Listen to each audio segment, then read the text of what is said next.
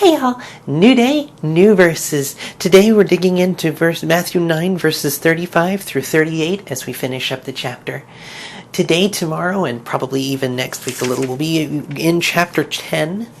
I don't really like doing these section hooding by section, but with 10 being its own thing, I wanted to take apart the different areas to dig into. The disciples, the being sent, the commission, what they face, like all of these different things we're going to cover over the next couple of days. But that's more of a roadmap for tomorrow.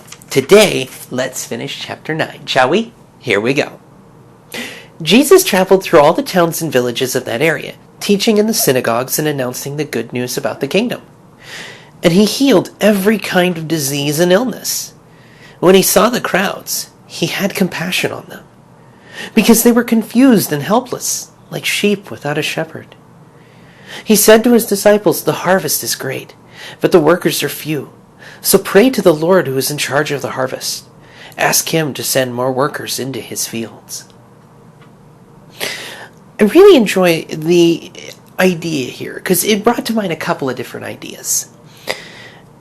Jesus going around the synagogues and teaching in the different towns and villages, going out instead of being in Jerusalem at the main temple. Actually going out to the people who might not necessarily be able to make the trip to Jerusalem. That he would go to local churches, that he would go out to the sticks, really.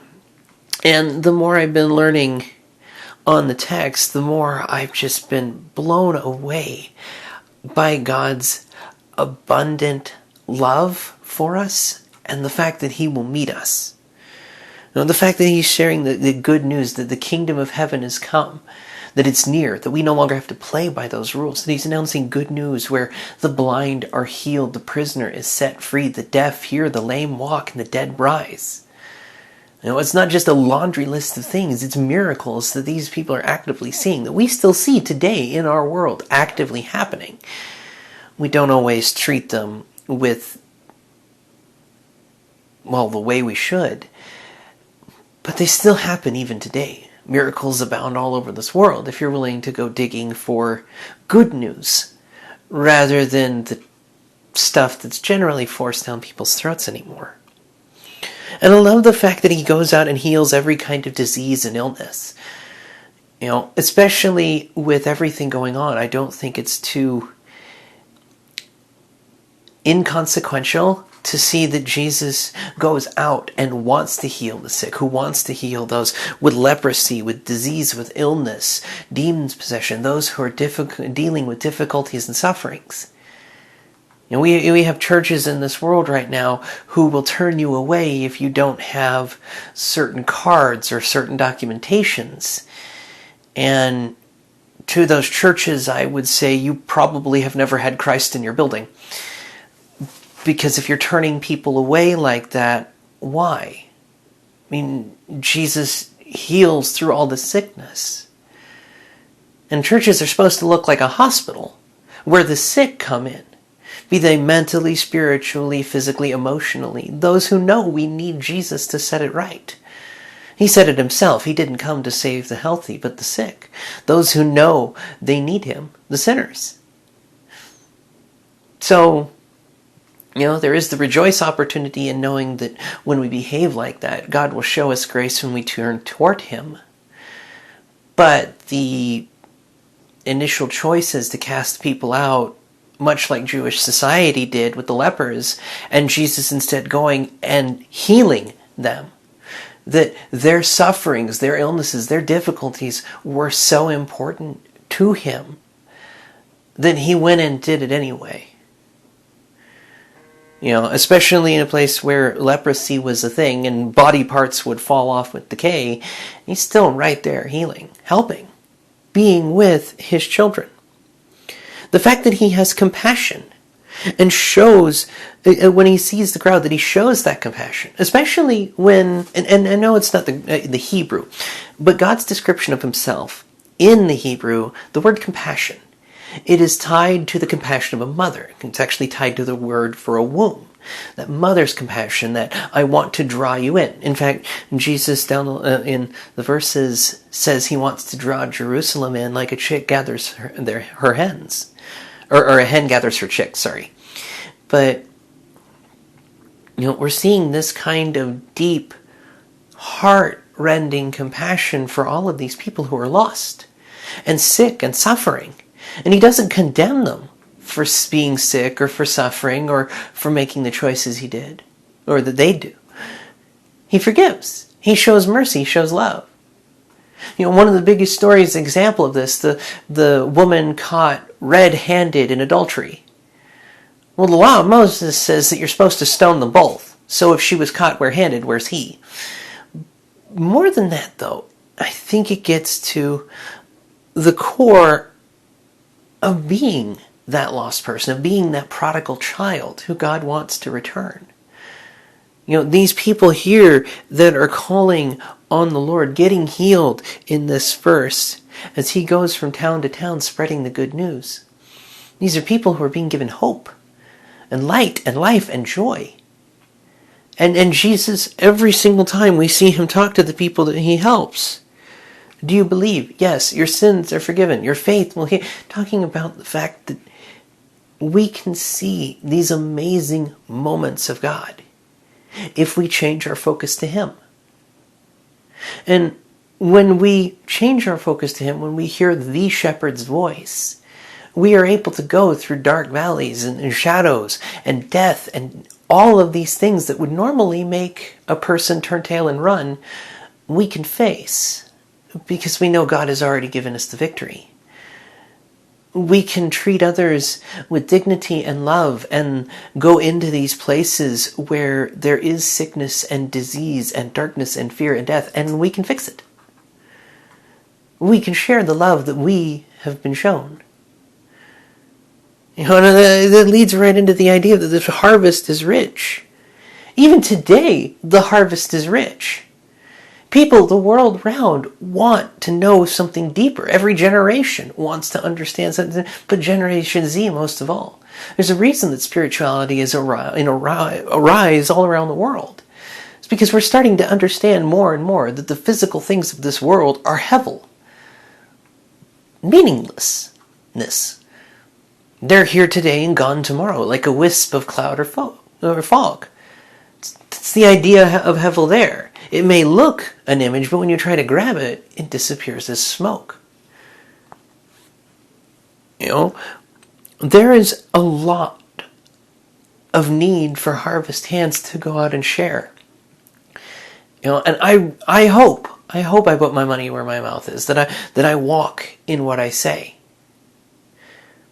Because I think about when I do these, right now I don't even think I have 20 subscribers, but what does that matter? I do these because I want people to have that opportunity to see there's light. There is hope. It comes from Jesus. Not the religion, picturesque, whitewashed, golden, curly locks Jesus, but the real Yeshua, the Yehoshua, the one who was pierced for our transgressions, our mistakes, crushed for our inequalities, our inability to see things made right at all, outside or inside. That the suffering he bore set us free. That he died in the place that we should. Well, I shouldn't die for what I didn't know. We all have it coming. We all have blood on our hands, especially now. When we resort to the behavior, especially when Jesus lays it out straight out, that if you were even angry with somebody, you've already committed a murder in your heart, then oh yeah, we've all got blood on our hands. Screaming at each other through social media, screeching at each other on Facebook, keeping up with Joneses on Instagram to the point where people are wanting to commit suicide left, right, and center. Oh yeah. Yeah, we've all got blood on our hands. And each one of us, the bill comes due. Every major religion understands that. Karma as a concept was derived from that. An understanding that the bill comes due. Balance me must be set right. Must. for there to be justice. It's something we all inherently want. Problem is, none of us want to recognize that we are people of unclean lips, surrounded by people of unclean lips. But rather than flog ourselves, rather than hate on ourselves, rather than think, why would God show this kind of mercy? Embrace it. Because God shows this kind of love. And the question, well, why? Well, you're made. Yes, we have a generation coming up, and really every generation's had the difficulty of parents who don't necessarily know how to do it right. Kids don't come with a manual. And no matter how many parenting books somebody may create or how many biblical studies people create about parenting, unless you have an understanding of your child, you're never going to truly be able to parent them. It requires that communication and relationship.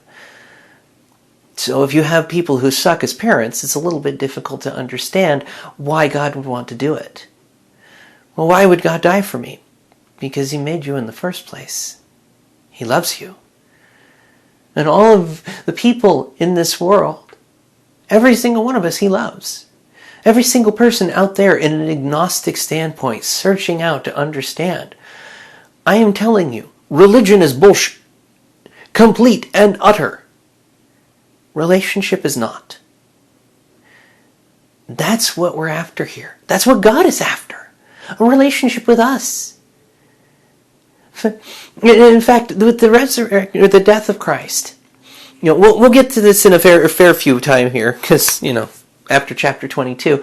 But just for a bit here, when Jesus dies, finally gives up His spirit, dies on the cross, the curtain is torn in two. Now, this may not have a whole lot of meaning if one does not have a understanding of the Jewish tradition. The Jewish tradition, the Holy of Holies, that curtain being in front of it, was a place where only the high priest could go to be in the presence of God. The other priests weren't really allowed in there. It was just that one place for the high priest. Jesus, our King and high priest, His death on the cross tears open that curtain. Now it's no longer that we're separated from being with God. We're right there. He's with us. We're with Him. If we choose to be. And I'm telling you, you can be. If you're agnostic or wondering or sitting on the fence and going, what's up? Please keep watching these. Because I've been there. I know those questions all too well. I looked at the BS of religion and it pissed me off. The hypocrisy, the two-facedness, the backstabbing, the fact that most Christians were the definition of hypocrisy. I understand that. I went digging. I went digging past Muslim and the Quran, Hindi, Sikh, Sunni, all of it. I studied everything I could get my hands on as far as different beliefs, ancient texts, getting to the core of it. Who is this creator being? Why am I here? Questions that I think every one of us starts to ask if we really take a moment. Questions that are not easy to answer. And yet the answer to them is quite simple and yet remarkably profound. The creation of this world was not done through violence and bloodshed or a rape or disgust or any of these other evils. It was spoken into being, created out of love. A work of beauty for others. That's the God we follow here. The same God that is telling His disciples, pray for more harvest hands. Because we are called to be the hands and feet. We are called to be how beautiful the feet that bring the good news. Feet that are scarred up and cut up and damaged from walking through this world. Because you don't exist on this planet without ending up with a couple of stories. At least. So, if we have this need for more harvest hands, we have this need to bring people to God, we should be doing it. Because if you've got those questions, ask them. God's big enough to answer. And He wants to know you. Reach out. Speak to Him. Know that through Jesus, through His blood, you are saved. That you can be with your Abba. That you can be those harvest hands that help bring others out of the dark and into a place of light by sharing who Christ is. And if you are a Christ follower, a believer of the Word, then I implore you, as this season continues on and comes to a close, as the next one begins, do everything you can to live in the love and mercy we are shown. Do not succumb to the violence. Do not succumb to the hate. Do not succumb to that way of doing it. Instead, let your good deeds shine out. Live in a place of love. Offer mercy, kindness, and understanding. Be resolute and full of mercy. Tender-hearted, and as we'll see tomorrow, shrewd as snakes and harmless as doves. I'll see you guys then. May His favor be upon you. And I can't wait to dig into chapter 10. See you then.